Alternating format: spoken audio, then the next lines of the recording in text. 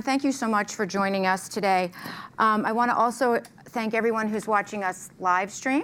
It's going to be a great program.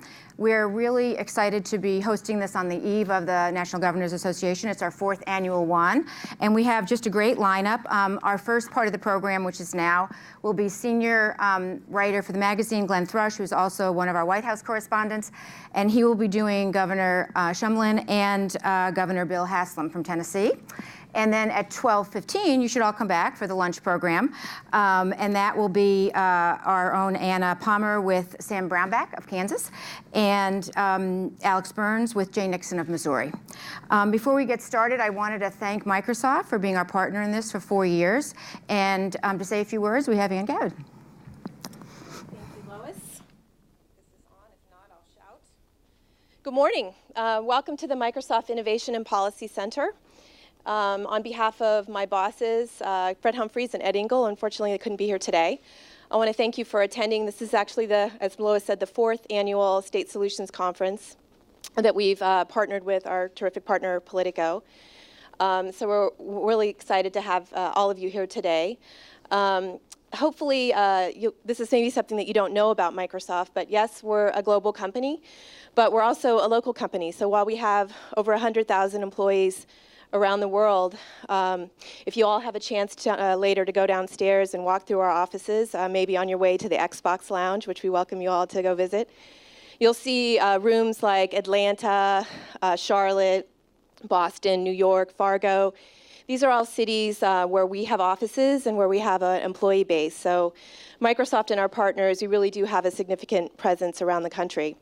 And that's why we're really, really thrilled to have some of our state CEOs, some of our nation's governors here today. They are all working on issues like STEM education, building a high-skilled workforce, jobs, the economy, privacy, which is definitely in the news a lot these days, and cloud computing. And these are all issues that we care a lot about at Microsoft, but I think all of you probably do as well. So as the governors address some of their priorities for 2014, we hope that it'll spark a dialogue about the importance of private-public sector collaboration in addressing some of these issues that I just mentioned. So with that, I'm going to toss it back to Lois. Again, thank you for being here. I know it's an early morning, but with that, we'll bring on the governors. Lois, thank you. Thanks, Ann. Just to note, I didn't note Ann's title. She is the Director of State Governmental Affairs for Microsoft. So thank you so much. I want to direct you all to these cards on your chair. There is a hashtag for Twitter on it, and that's how you can ask questions. We find that it's much more organized that way. So just if you have a question for the governor, just tweet it to that, and we are monitoring it. And Glenn will have a Microsoft tablet on his lap, a Microsoft Surface, and he'll be looking at it, and he'll see the questions. We'll push them through to him. And so without further ado, are they up here? We'll introduce you to Glenn and Peter Shumlin, who is the chair of the Democratic Governors Association. And they were at the White House last night, so you can ask them questions about that. Thanks, Glenn.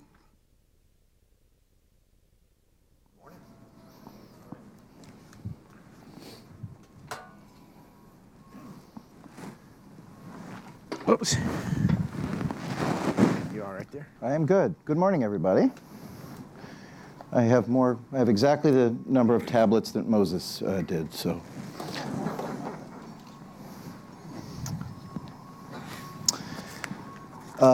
Governor Shumlin, thank you for joining us this morning. I am Glenn Thrush, senior White House writer for Politico. I also write for our magazine.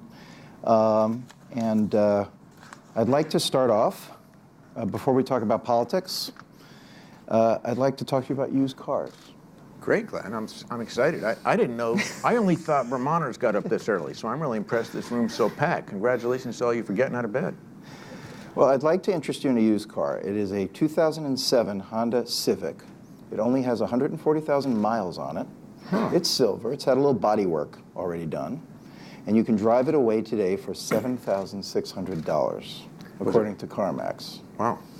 Now that number, in case you were wondering, is the exact amount of cash your organization, the Democratic Governors Association, gave to Chris Christie's challenger, Barbara bono last year. Was that car made in America? That car was, that's a very good question. Maybe Tennessee. I will ask Governor Haslam about that later.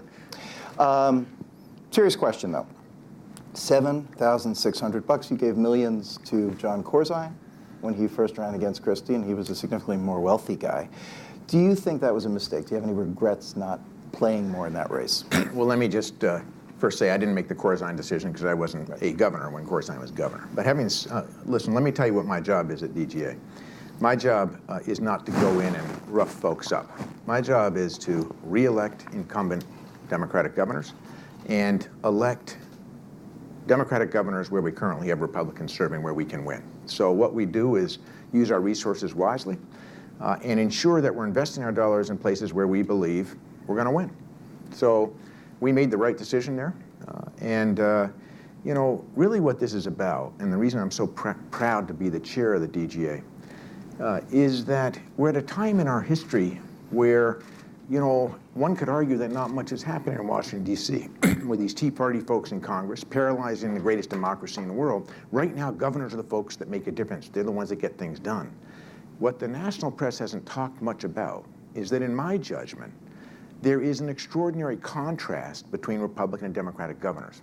Let's be honest about this. Republican governors' basic approach to leading since they were elected in 2010, biggest new class of governors in the history of America in 2010, swept in by the same Tea Party voters, these folks have a very simple prescription for governing.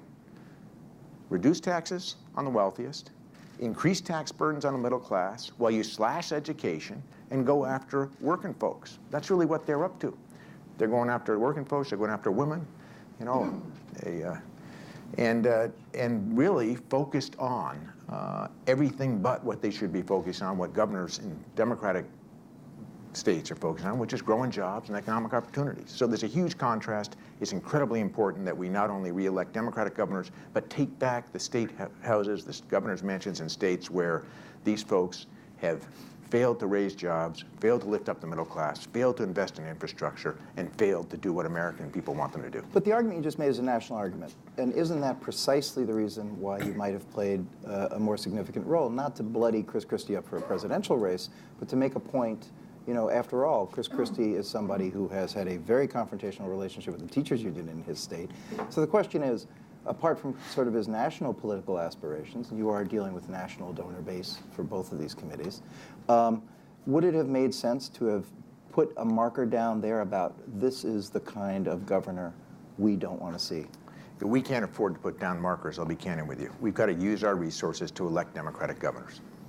Full stop. Speaking of Chris Christie, which everyone seems to be doing these days, recently the New York Star-Ledger, one of the biggest papers in his state, suggested that he stepped down as head of the RGA.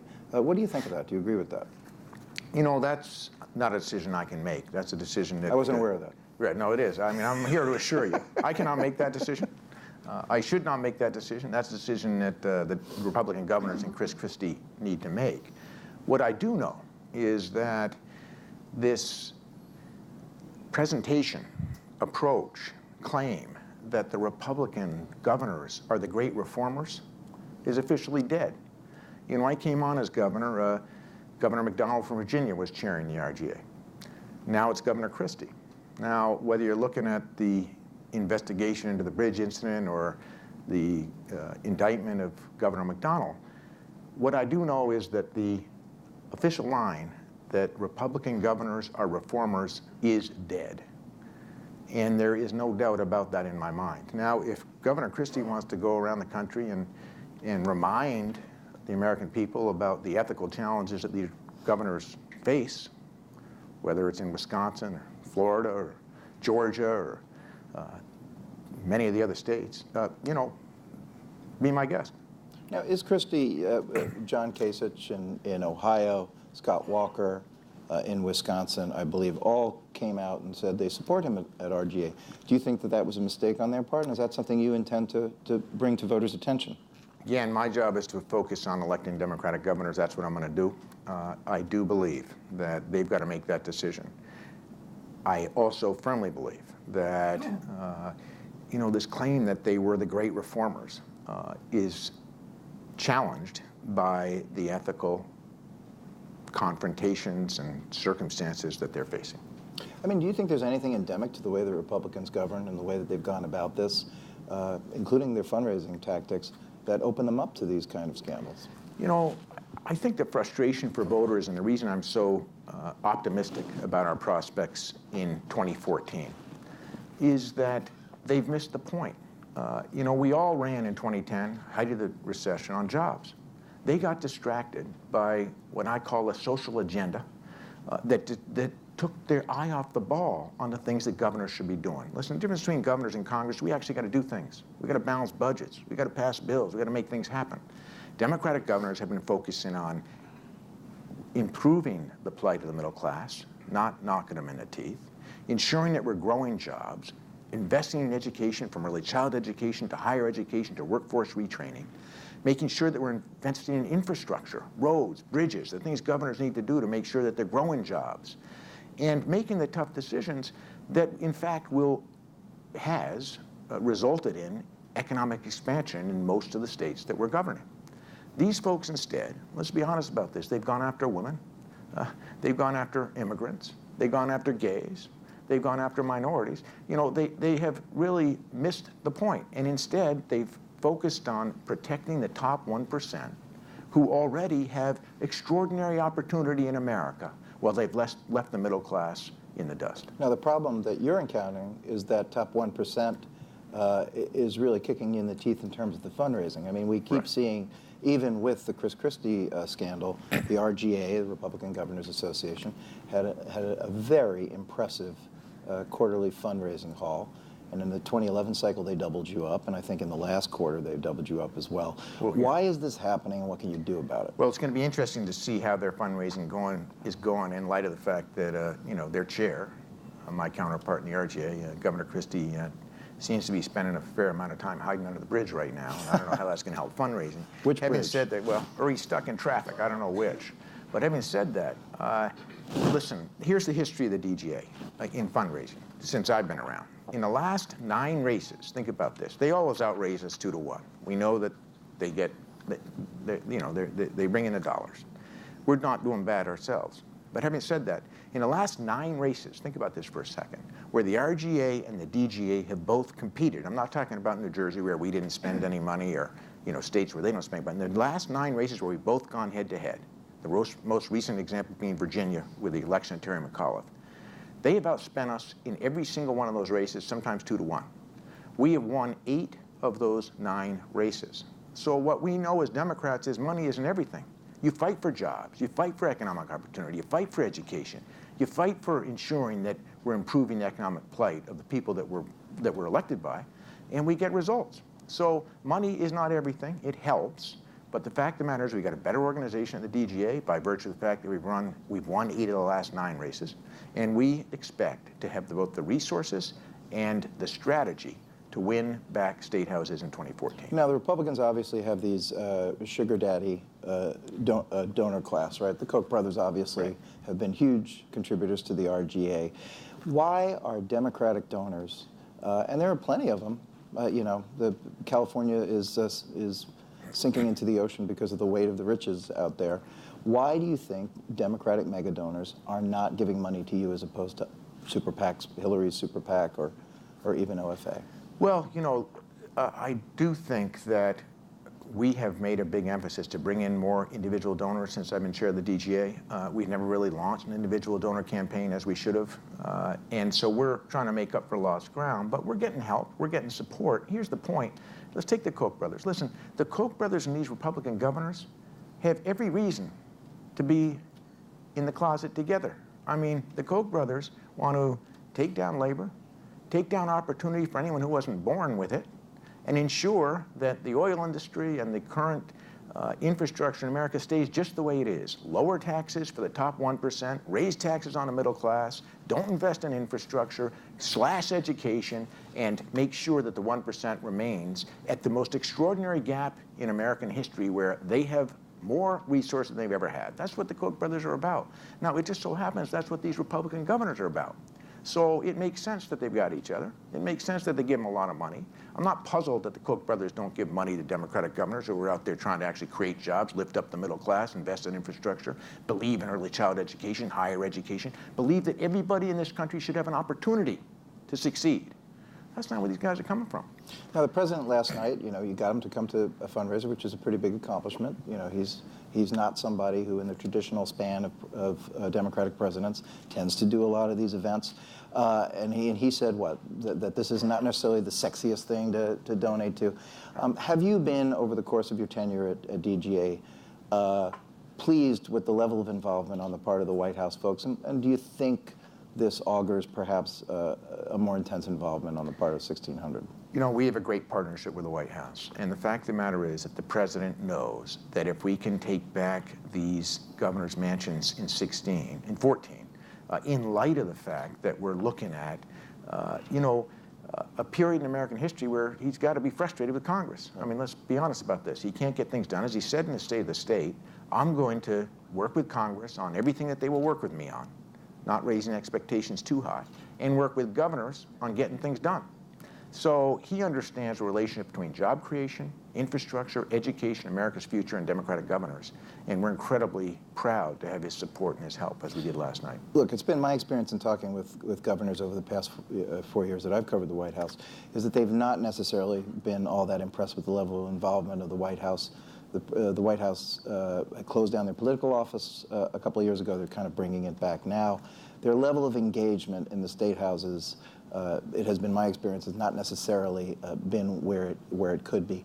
Give me an idea, taking off the DGA hat for a second and talking about being the governor of Vermont.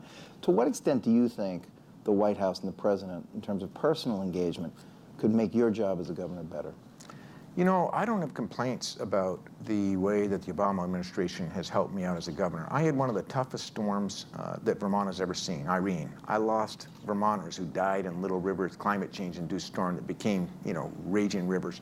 I lost hundreds of miles of roads. We were shut down. And the president and his team came in and said, hey, we're here to help. We're going to do everything we can. And they stuck with us all the way. We rebuilt in a remarkably short period of time. On so many issues where it really matters to Vermonters, access to health care, ensuring they have the resources to rebuild our roads and bridges, education. They've been an extraordinary partner to us. I find that they're one of the most flexible administrations that you could work with.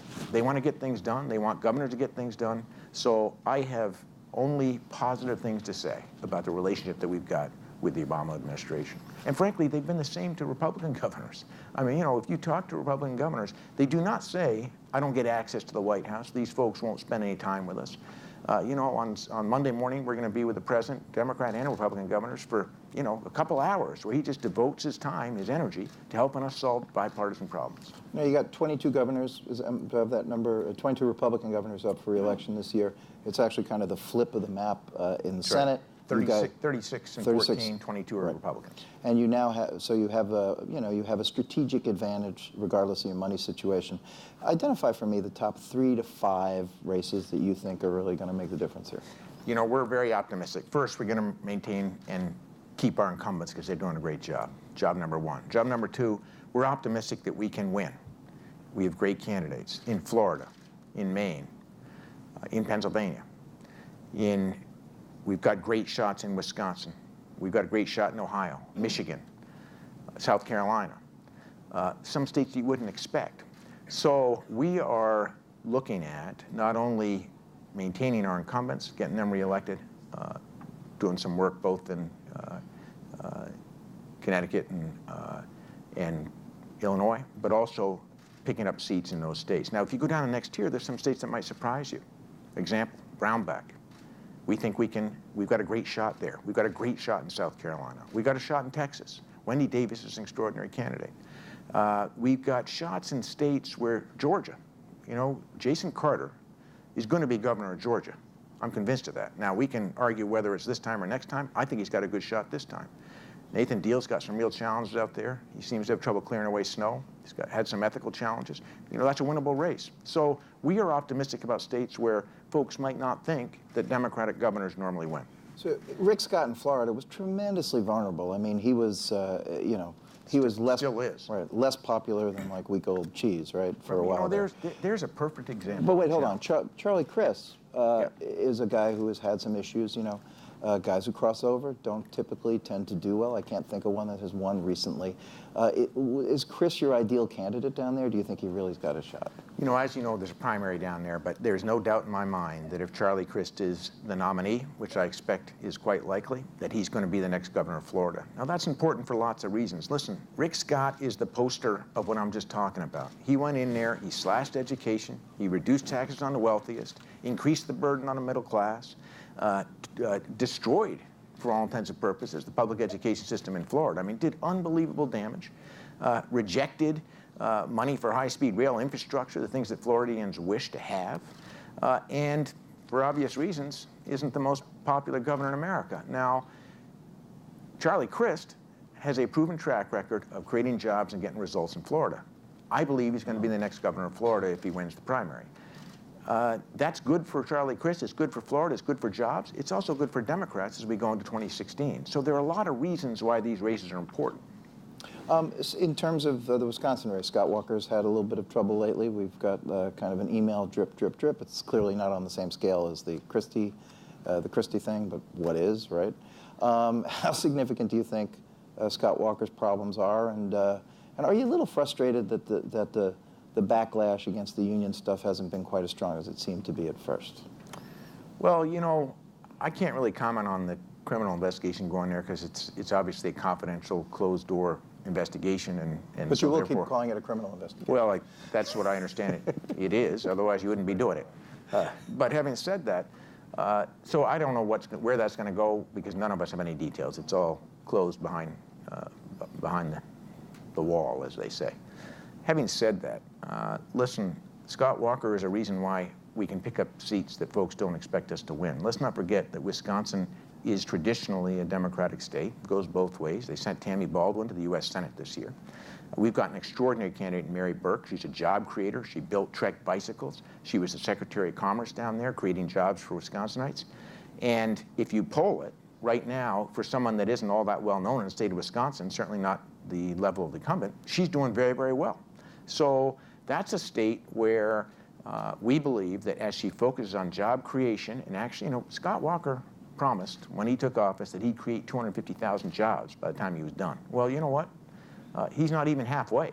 So he made promises. They didn't come true. Forgetting the criminal investigation, wherever that goes, we believe we can win in Wisconsin. Now, we've had a lot of governors become president recently. It's been sort of, until our current president, it had kind of supplanted the Senate as the path. Right. When you look at the current crop, let's pretend for a moment that Hillary Clinton decides to write a second book and not run in 2016. Who do you see in the governor's mansions out there on the Democratic side that you think would make a reasonable presidential field? Well, you know, I'm not going to speculate too much on the presidential politics. Oh, come on. For the simple reason that, you know, I expect Hillary will win, and if she runs, which I expect that she will, listen, she's going to be an extraordinary president of the United States. So I'll stay away from speculating because that only gets me in trouble. Well, how about vice presidential Vice candidates? president? We got a lot of those. Throw a couple of names. I can tell you it's not going to be from Vermont. That's a promise. Are you saying you think the Democrats have Vermont sewn up? Well, we got all those electoral votes up there.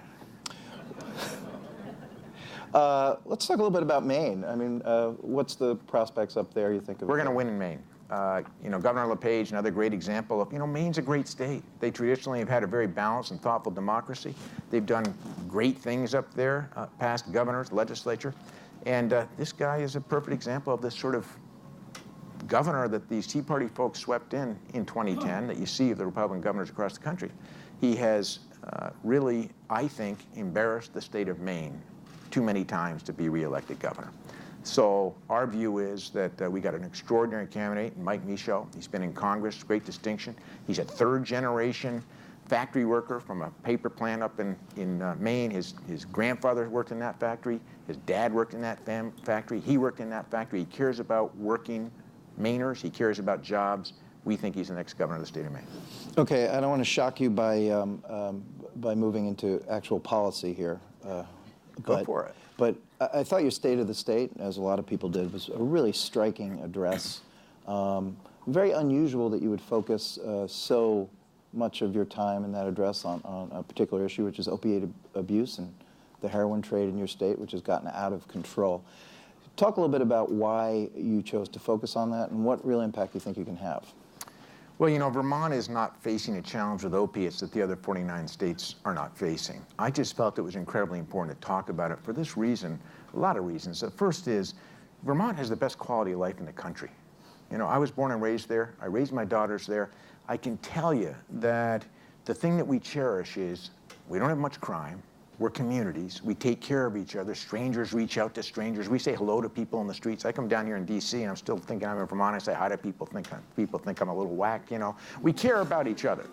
So the one thing we care about is quality of life. This is the one thing that could destroy it. Because to feed a heroin habit, or Oxycontin habit, an opiate habit, you've got to steal a lot of things to support that habit, in many cases.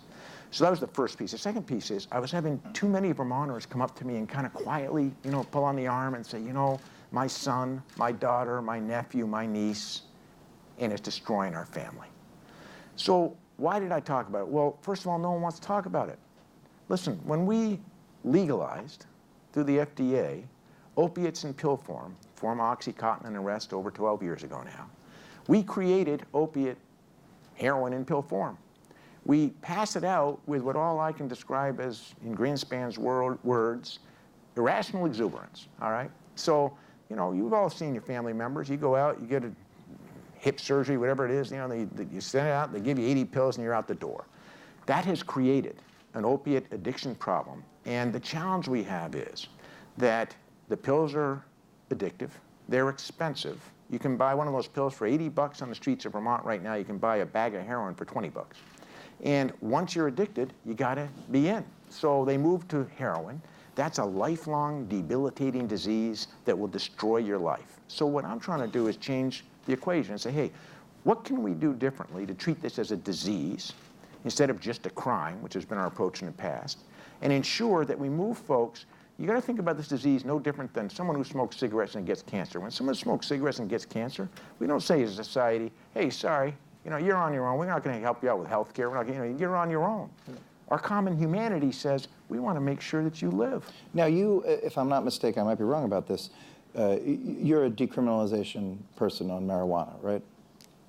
We have decriminalized marijuana to use our resources for challenges like opiate. Now this is an old argument that's been going on since the 1970s. Do you think decriminalizing marijuana and greater proliferation of it contributes in any way to the opiate abuse? You know, I'm not an expert on drug addiction or addiction. I do know that the rising tide of opiate addiction in America and heroin addiction in America is driven by FDA-approved pills that then lead to other opiate addiction. There is no doubt in my mind about that, and if you go out and talk to the addicts, they'll tell you that's the case. That's how they started. They don't say usually, hey, you know, I was smoking a joint one day and I thought I ought to go out and pick up a bag of heroin. They just don't do that. They say, I got on, you know, opiate, I got on Oxycontin. I was in a situation where I was in pain. Doctor prescribed it. I liked it, best feeling I ever had, and I stuck with it. When I couldn't get that, I went to the cheaper version, which is heroin. So the question for us, so listen, let's talk jobs for a minute, because it's related to jobs and taxpayers. In Vermont, and I bet most governors are facing this challenge, my correction spending has doubled in the last 9 years. Doubled. Every penny that I spend to lock up Vermonters, 80% of my corrections population is opiate or addicted to other substances. In other words, they're in on addiction-related charges, okay, 80%. Cost me $56,000 a year to lock up a Vermonter, or put it by the week. For $1,138 a week, I can throw someone in prison.